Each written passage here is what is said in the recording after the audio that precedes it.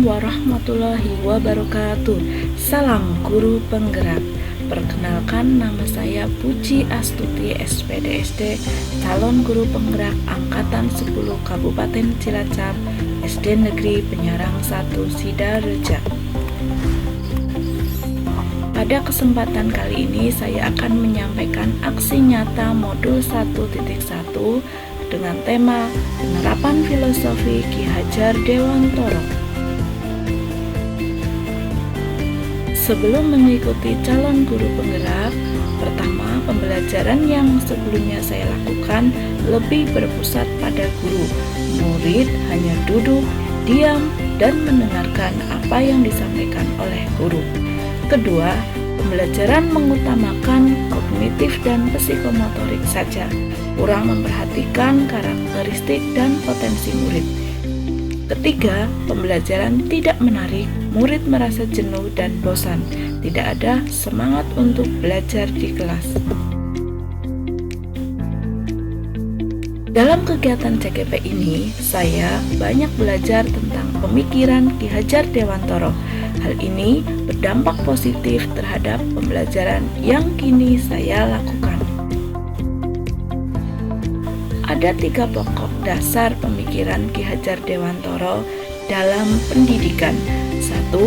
Pembelajaran yang berorientasi pada murid. Proses pembelajaran yang mendorong dan mengembangkan keaktifan murid dalam pemahaman konsep maupun teori melalui berbagai aktivitas pengalaman pada berbagai lingkungan belajar, yaitu lingkungan di dalam sekolah dan di luar sekolah. Kedua, pendidikan menentukan kodrat alam. Kodrat alam bahwa setiap anak sudah membawa sifat atau karakternya masing-masing. Sedangkan kodrat zaman berkaitan dengan isi dan irama. Sebagai guru harus membekali keterampilan kepada siswa sesuai zamannya agar mereka bisa hidup, berkarya, dan menyesuaikan diri. 3. Trilogi pendidikan. Ing ngarsa sung tulodo atau di depan menjadi teladan, ing madya mangun karso di tengah-tengah membangun motivasi, serta tuturi handayani di belakang memberi dorongan. Selanjutnya, filosofi pendidikan menurut Ki Hajar Dewantoro ini menyadarkan saya betapa pentingnya memberikan pendidikan yang menuntun dibanding hanya sekedar mengajar saja. Saya harus memberikan contoh teladan yang baik kepada murid, mengubah metode pembelajaran yang awalnya teacher center menjadi student center dengan menerapkan nilai-nilai kolaboratif, aktif, mandiri, dan berani. Untuk praktik baik atau aksi nyata yang saya lakukan berikut ini. Yang pertama, tahap persiapan meliputi 1. Diskusi dengan teman sejawat mengenai model dan metode pembelajaran yang paling sesuai digunakan. 2. Membuat modul ajar dan media pembelajaran yang akan digunakan. 3. Mempersiapkan lembar kerja peserta didik dan instrumen penilaian. 4. Mengecek kembali persiapan yang sudah dilakukan dan mempersiapkan antisipasi kemungkinan kejadian yang tidak diinginkan. Tahap persiapan sudah selesai, selanjutnya dilakukan pelaksanaan. Diawali dengan berdoa dan membaca juz amma. Sebelum pembelajaran dimulai, salah satu siswa maju ke depan, memimpin doa, dan membaca suratan pendek secara bersama-sama.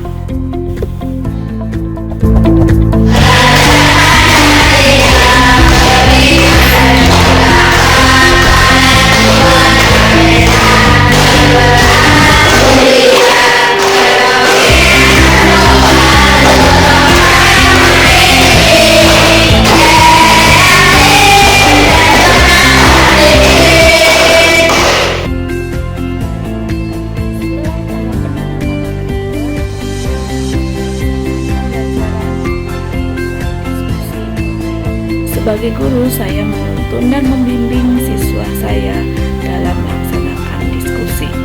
Kemudian setelah diskusi selesai, dilanjutkan dengan presentasi.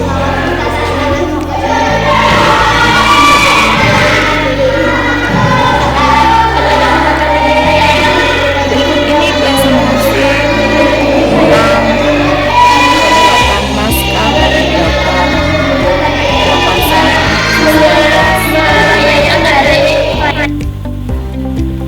presentasi berikutnya yaitu menyampaikan poster yang sudah dibuat secara berkelompok. Tahap terakhir pembelajaran dilakukan evaluasi. Setiap siswa mengerjakan soal evaluasi yang telah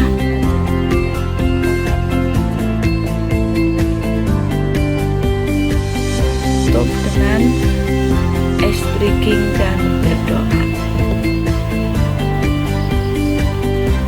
Dalam pembelajaran yang saya lakukan, ditemukan tantangan dan solusi.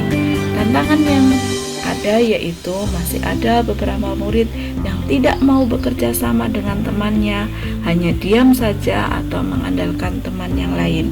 Yang kedua, masih ada beberapa murid yang malu-malu saat presentasi di kelas. Selanjutnya, untuk solusi yang bisa dilakukan, yang pertama yaitu melakukan pembimbingan secara personal. Yang kedua, melatih mereka untuk berani berbicara di depan dengan membiasakan melakukan kegiatan serupa agar terbiasa dalam presentasi.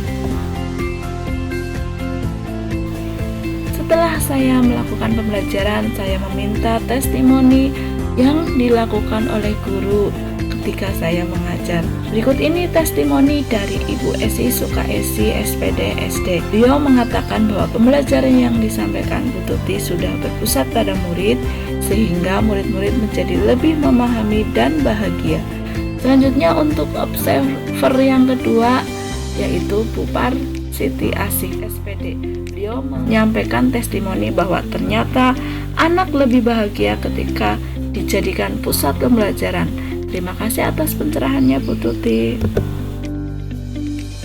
Berikutnya ada testimoni dari siswa yang bernama Jesslyn Pamela Putri, murid kelas 5. Dia mengatakan bahwa saya suka belajar dengan Bu Tuti, bisa menyanyi-nyanyi, ngobrol dengan teman, dan juga maju bareng-bareng. Kemudian ada testimoni dari Wildan Elang Pradana kelas 5. Dia mengatakan bahwa saya sangat senang belajar melakukan diskusi kelompok yang diadakan oleh Tuti. Ya, demikian tadi aksi nyata modul TT1. Atas perhatiannya kami ucapkan banyak terima kasih. Wassalamualaikum warahmatullahi wabarakatuh.